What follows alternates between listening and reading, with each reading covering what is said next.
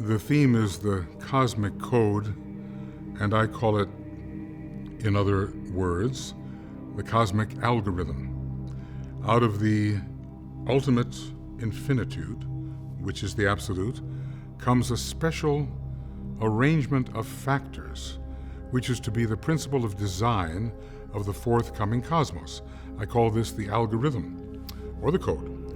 And upon this fundamental relationship, which is numerical, actually, the great integer gods get together in a certain connection on the very highest levels of cosmos, whatever that is, it's way beyond anything we can know, and they create a divine, purposeful pattern in their relationship.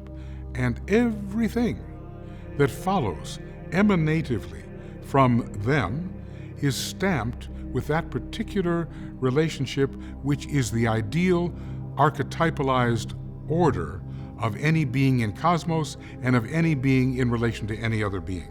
So we all contain within us a code which can intuit purpose. And purpose is an arrangement based upon what I would call pure reason. We sometimes call that the buddhi. You know, it's a very high state of mercurial realization. And there comes an intuitive moment in the life when you can begin to apprehend what is the archetype, the purpose at the beginning for any emanation, big or small. You know, whether it's a planet, a galaxy, a supergalaxy, a human being, whatever. There's an ideal framework, an ideal relationship which pure reason or intuition can grasp. And our job is to archetypalize our life. Now, this would fit in with the great astrologer Dane Rudhyar, who was always talking about seed, the seed. The archetype is in the seed. We have to become seed men, and every conscious entity has to become a seed being so that it properly reflects in the world of conditioning all that the original archetypal code or purpose or algorithm, so that it reflects exactly what the algorithm states in its relationship.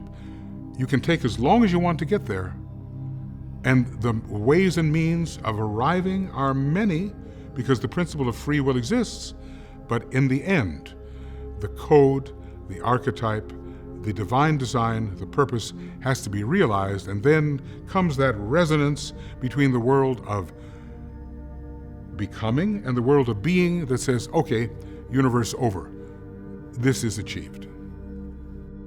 In understanding the cosmic code, in understanding the sacred blueprint of all creation that comes from the thought forms in the mind of God, one very important thing to understand is that in classical spiritual traditions, they would teach their own initiates in the mystery schools about what these patterns were and how to use them for healing or for spiritual purposes.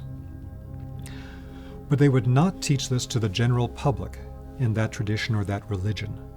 What they would do is they would hide the secret in plain sight, meaning that certain types of images that are given in traditions around the world, whether it's a six-pointed star or an upright cross or a crescent moon or whatever you might find from any tradition around the world, many of these types of symbols are what we might refer to as a packed thought form.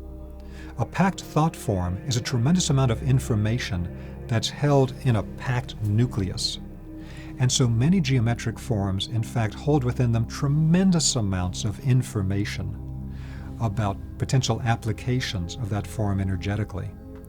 And so many of these patterns that you see in spiritual traditions that are made visible to the public are never explained clearly, but the initiates understand the significance and the use of these patterns.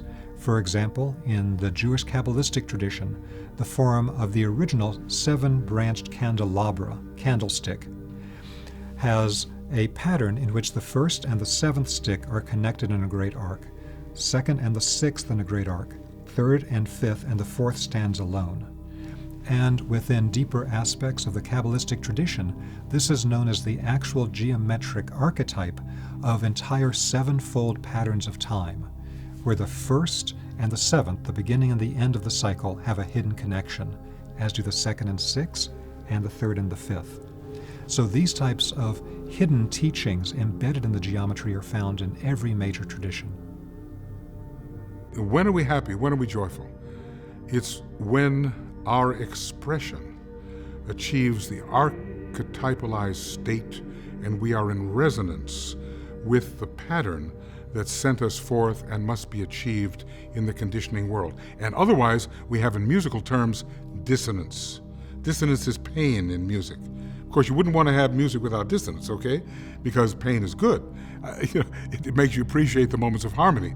But when we're out of touch with our archetypalized pattern, then we experience the pain.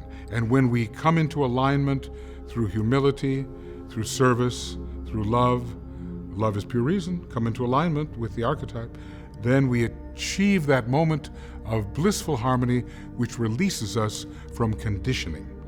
In other words, we can exit the world of becoming and retract ourselves into the world of being and of purpose.